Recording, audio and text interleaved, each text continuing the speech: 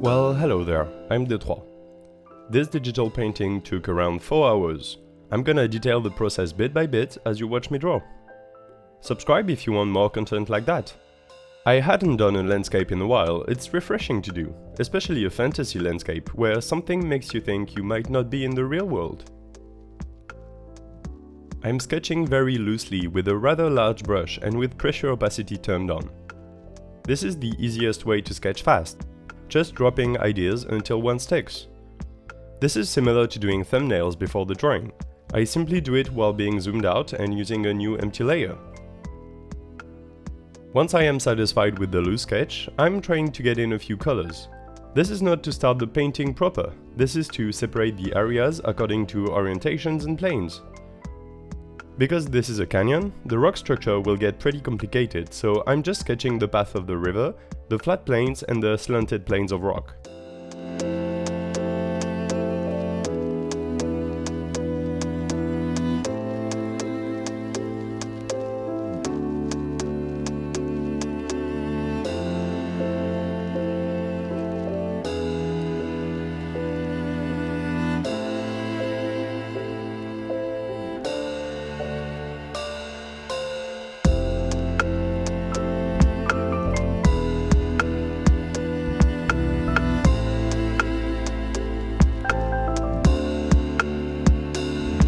With the planes in mind, I can start using a smaller brush, in black this time, to detail more of the shapes. Shape work is very important. It needs to be clear to read, but interesting at the same time. There is a very good way to approach shape work that works for me at least, and that's the triad big, medium, small. There are a few ways you can understand and use big, medium, small. It is referring to using the same shape language in 3 different scales, often rotating or transforming them slightly from one scale to the next. Or more simply, you can start building your shapes bigger, then going with the medium size and then smaller. I'm gonna demonstrate both examples here. If you look at the main rock formation in the middle, the entire thing is one shape, one mountain. Then on a smaller scale, the rock is divided into plateaus and slanted plains. On a smaller scale, there are a lot of irregularities, especially on the edges. You wouldn't start the sketch with these in mind, so it's natural to go from big to medium to small. Now for the other meaning of the big, medium, small approach, the one I actually learned first. So again, this is about reusing the same shape in different iterations. It simply looks good. If you look on the lower right third of the picture, on the side where the river turns into a snake, there is a pillar-like rock shape. Next to it is a larger pillar, and on the edge of the canvas is an even bigger one. These 3 shapes function as one to define a larger feature of the landscape, but they are made in the same way. They are vertical with a flat top, one big, one medium and one small. In the lower middle of the canvas, in the foreground, there are 3 platforms with a bigger one in the middle, a medium one and a smaller one on either side. This shape language is so common and good looking that sometimes you just add them unconsciously in a piece. You can't see it for now, but at a much later stage of the painting you will be able to spot other examples of the big, medium, small technique.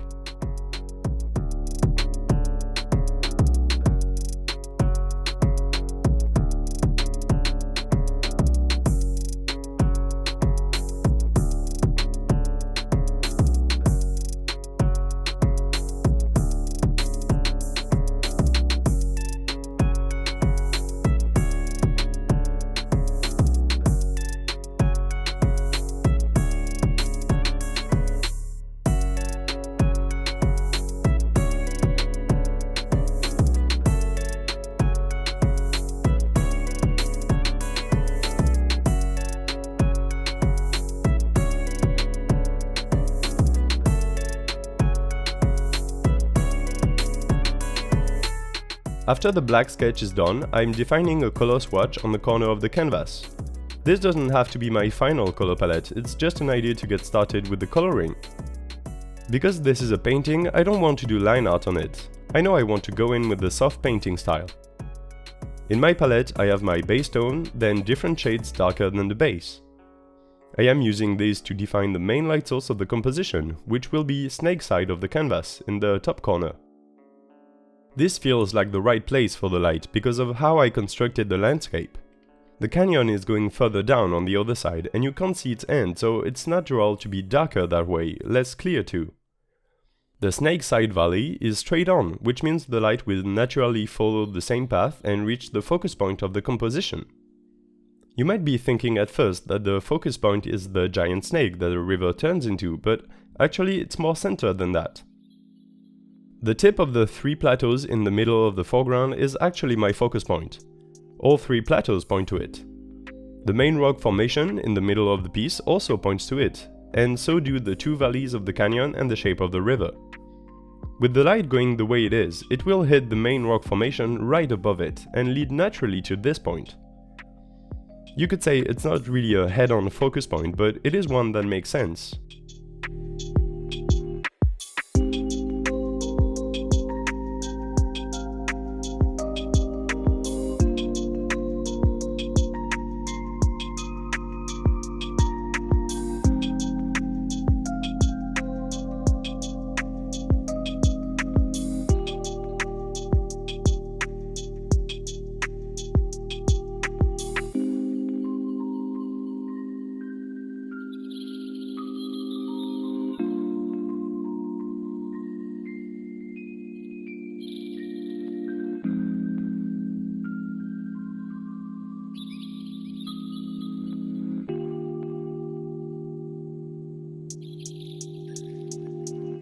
As you can see, I am putting down a few shades of desaturated blue here and there. This is mainly because with my painting style, I need some areas to color pick from, and because grayish blue and the saturated orange are a natural combination to work with for a desertic landscape like a canyon. The sky is blue and the ground is grayish orange. Even with the main light source being a setting sun on the red side of the spectrum, the other side of the valley will be bluish and will make a secondary light source. It will naturally hit where the direct light source isn't as potent or in its shadow. This is where you get the blue tones that will allow your eye to rest and that will bring contrast to the piece.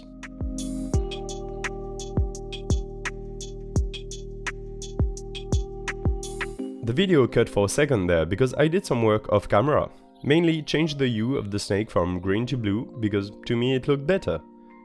To be more coherent with the brightness and saturation of the orange of the rock, I also made the sky blue and brighter snake side and gradiented darker and less saturated river side. Darker because that's not where the sun is, but less saturated because this part of the sky is further away. It is actually not because the sky is the sky and it's wherever you look up to, but it's not strict for the composition. Because it's less saturated, you will look at it less, bringing your eye back to where the good bit is taking place on the other side. After dealing with that quickly off camera is when the real quote-unquote painting process begins. From then on, I am using only one brush. It was originally a rock texture brush, but I like it because the edge is feathered on just 2 sides. With the opacity on, I can color pick anywhere in between 2 colors and blend them pretty easily, either with a really smooth and soft blending or with a visible delimitation.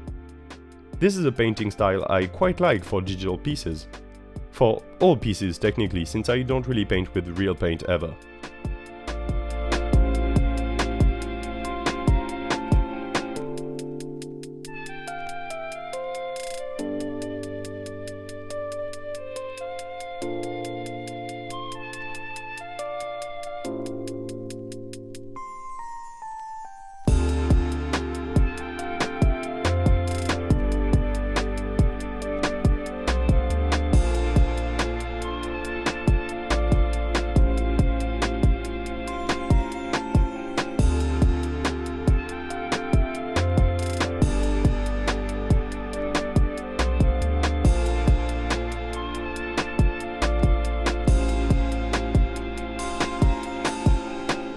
As soon as I was done shaping my shadows and giving everything the most basic touch, I removed the black line sketch entirely. When it doesn't provide me with any more information, I just get rid of it. If I need to, I can bring it back, but it actually gets in the way of painting. Now I am adding layers upon layers of paint. And I really mean layers. No clipping mask with no risk of going outside the shape. I'm just painting on top of everything else. I am still using adjustment layers here and there, a multiply layer or a soft light layer, but I'm not using many digital tools for now.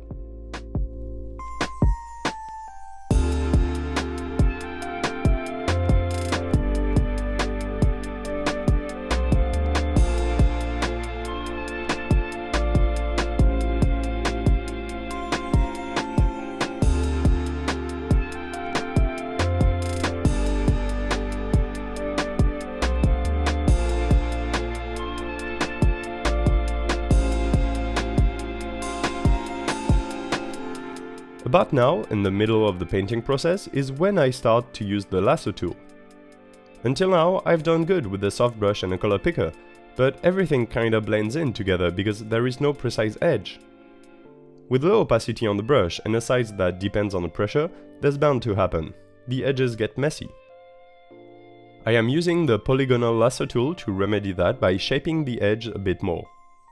Select a shape, like the side of the plateau, and paint in its color. Then, by hitting Ctrl-Maj-I, you can invert the selection and paint in the other side.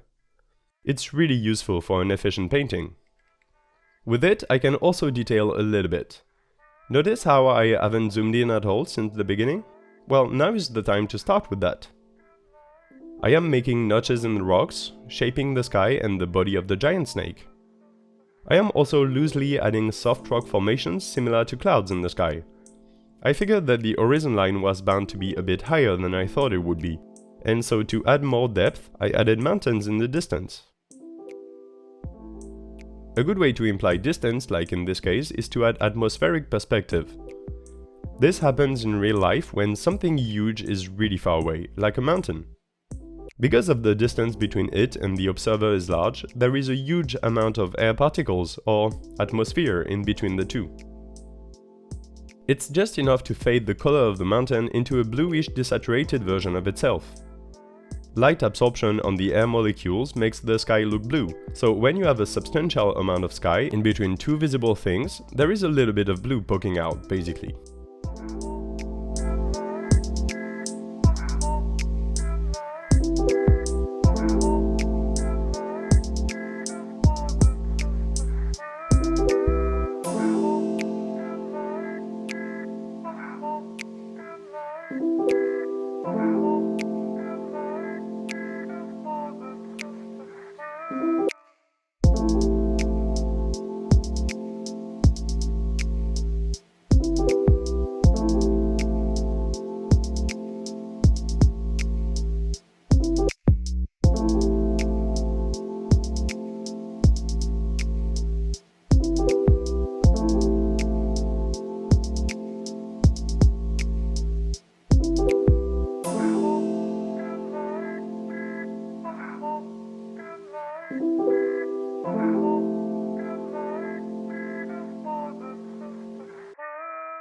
I am now working on the river/snake because I haven't touched that until now. It looks too dark when you look at the grayscale. Oh, by the way, a good trick to check your grayscales easily is to set up a saturation or luminosity layer on top with saturation at 0%. You can keep it on top and flick it on and off every time you want to make a value check. In my case, the river is too dark, so I will brighten it a little bit. The snake part of the river looks fine in terms of value, but it needs to look more like a snake. I am lightly implying scales with the soft brush without overworking it because it is still minute details. It's not that visible from afar. While I'm at it, I'll make the parts of the rock where the snake skin is close by a bit more blue and dark for the shadow, as if the light bounced on it. I am noticing that the background seems a bit too detached from the rest of the piece, composition-wise. I need to bring it together by adding something that will make sense. Like another piece of the snake, really far away with some more atmospheric perspective.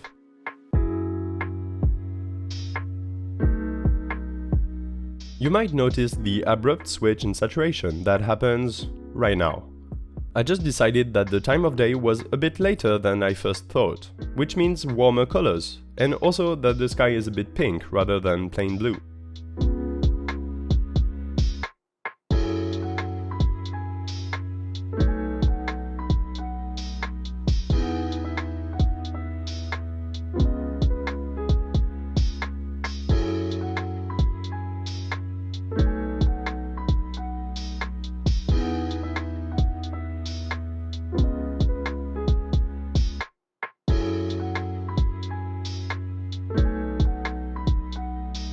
We now find ourselves nearing the end of this painting.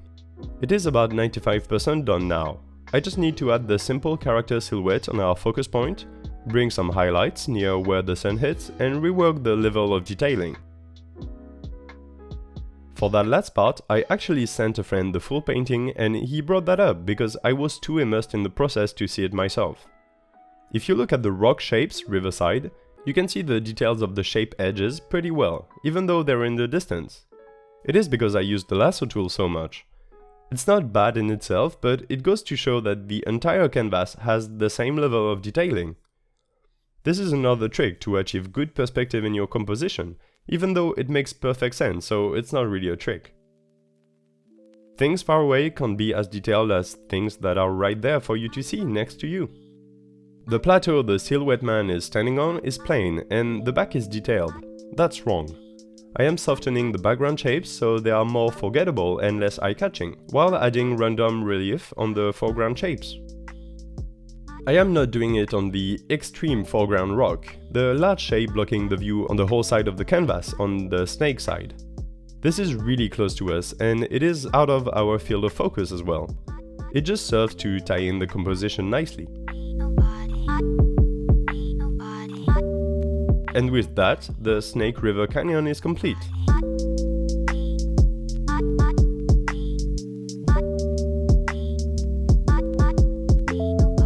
Like the video, and if you want you can tell me what you would like to see me draw in the comments. Maybe another fantasy landscape? Maybe something completely different? Subscribe to make sure you stay up to date with my content. I have planned a nice video explaining all the core concepts of art like color theory, composition, shapes and more in the future. You don't want to miss that. Check out my Instagram and Twitter. It is quicker to do than watch this video and you can see a bunch more art too. I'm Detroit and I'm under my cowboy hat. Bye!